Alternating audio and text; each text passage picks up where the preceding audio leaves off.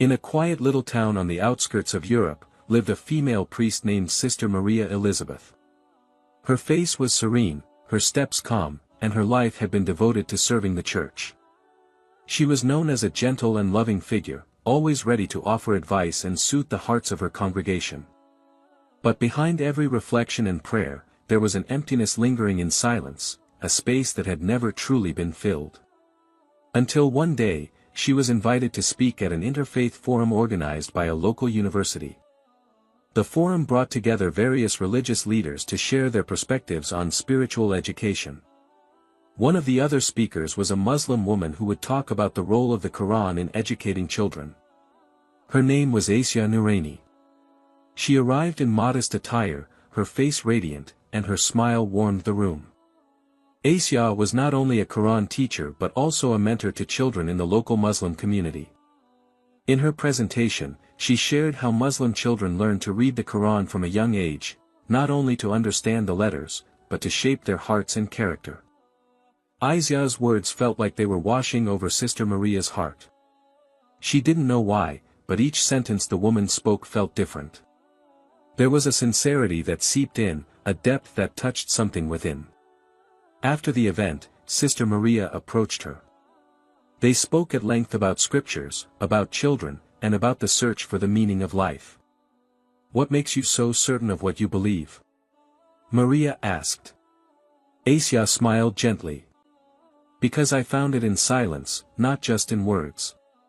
The verses of the Quran are not mere recitations, but guidance. Every letter leads an honest heart home." In the days that followed, Sister Maria began visiting the small mosque where Asia taught. She would sit quietly in a corner, watching the children eagerly recite the Arabic letters. Sometimes, she would try as well, and Asia would patiently guide her. There were no debates, just heart-to-heart conversations. One night, Maria had a dream. She was in a desert, feeling thirsty and lost. Suddenly, a woman dressed in white appeared, carrying a glass of water. The woman took her hand and led her to a cool garden with flowing water. In the distance, a soft voice recited sacred verses. Maria woke up with her heart full of emotion and tears in her eyes. That very night, she opened the translated Quran Asia had given her. She began reading from Surah Maryam. She paused for a long time as she read the story of Maryam and her son, Isa. She didn't feel like she was losing the figure she had believed in all her life. On the contrary, she felt like she was getting to know him more deeply, more intimately, more humanly and divinely. Not long after, Sister Maria recited the Shahada, the declaration of faith. She did so peacefully, without hesitation. She left the church and the position she had held for so long and began a new life under the name Habiba, meaning, beloved, because she now felt she had become the beloved of God.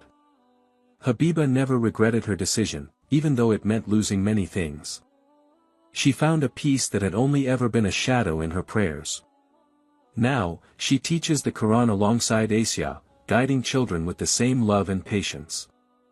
In every letter they teach, in every verse they recite, Habiba feels her soul being purified.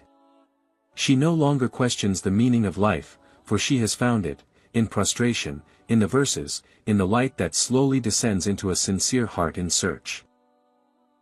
Since reciting the Shahada, Habiba has been living her early days as a Muslim woman with mixed emotions. There is peace, but also challenges. She had to leave the home she had lived in for years, as some of the nuns who were once so close now looked at her as a stranger, some even saw her as a traitor, ***. But Asia never let her face it alone. She found Habiba a small place to live near the mosque and helped her adjust to her new routine. The 5 daily prayers felt foreign at first, but slowly became a soothing heartbeat in her day. She began learning to memorize short surahs, one by one, and the hands that were once used to holding a crucifix now trembled with emotion every time they touched the mushaf. But her journey wasn't over yet. Habiba began to ask deeper questions, not just about Islamic law, but the spiritual meaning behind it. "Why does Allah use Arabic?" she asked one afternoon. "Why are there such detailed rules in worship? Is this about obedience, or is there something more?" Asia smiled, then invited Habiba to attend a halakha, religious study circle, with a teacher named Zainab, an elderly woman from Egypt known for her deep understanding of the Qur'an and her gentle grasp of Sufi spirituality. In that halakha, Habiba found what she had been searching for all along: depth. She learned that Islam is not just about rules, but a profound spiritual journey. She learned about Ice and about loving Allah as though she could see Him, or at the very least, feeling seen by Him. Her nights were now often filled with tears on the prayer mat. She wrote in her journal, "I used to feel close to God through statues and hymns. But now, I hear Him in the silence of my prostration, in the beating of my own heart." But the news of her conversion spread wider than she expected. Local media picked it up. "A female pastor embraces Islam*, read the headlines, ***. Some people from the church she once served came to visit her. Among them was Pastor Andrew, an old friend who often had theological discussions with her. "What made you leave, Maria?" Pastor Andrew asked, his eyes filled with questions, ***. Habiba lowered her gaze. "I didn't leave," she said. "I came home. I found something that answered the questions that once only hovered unanswered in my prayers." "Do you regret being part of us back then?" he asked quietly, ***. She shook her head. "No. But I would regret it more if I ignored the truth when it came to find me."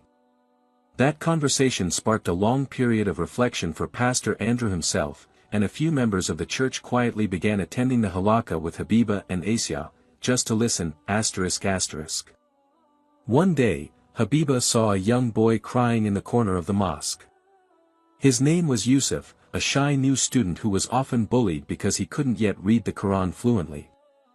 Habiba sat beside him and began reading each Arabic letter gently, like she used to recite the Psalms of David, ***. Yusuf looked up at her, eyes sparkling. "Astaza, your voice sounds like a song from heaven." Habiba chuckled softly, "Then let's sing it together, shall we?" From that moment, Habiba began developing a new way of teaching, combining gentle rhythm and emotional connection to teach tajwid and the meaning of verses.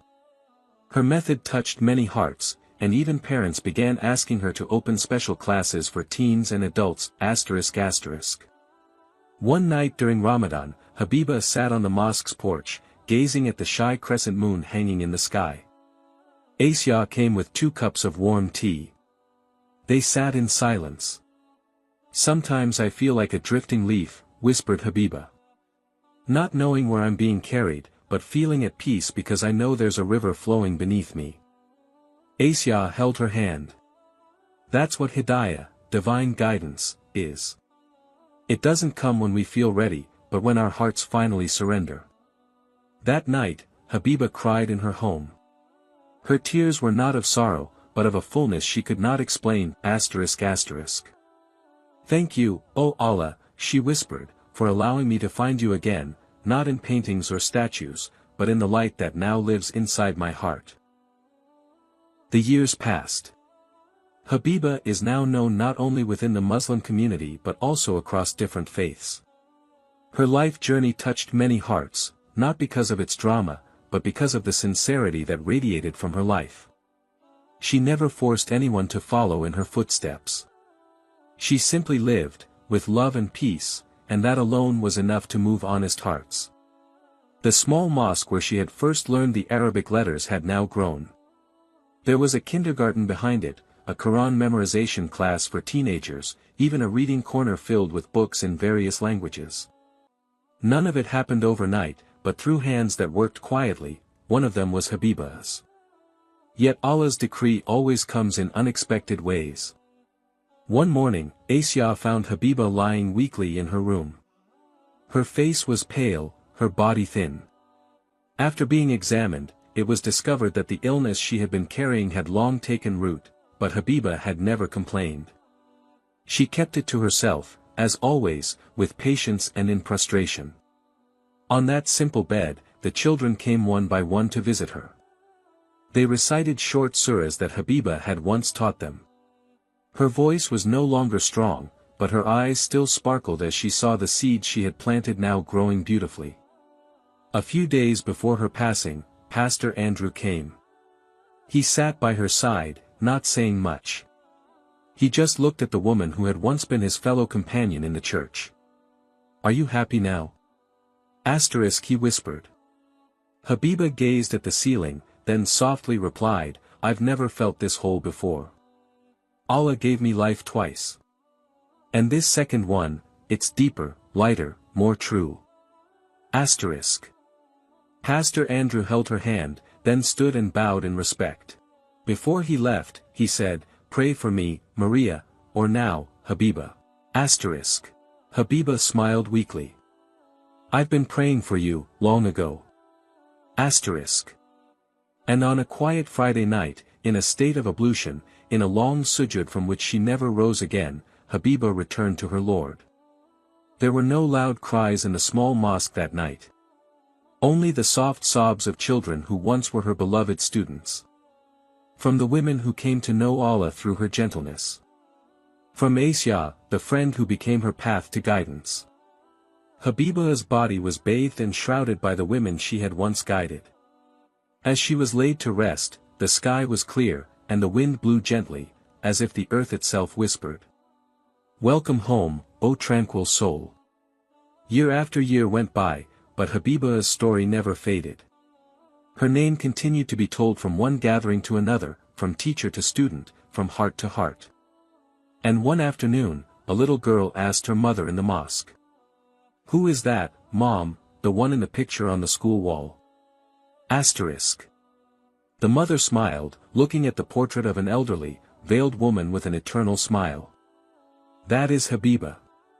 The woman who taught us that seeking the truth is an act of worship, and that finding Allah's love is the greatest gift of all journeys."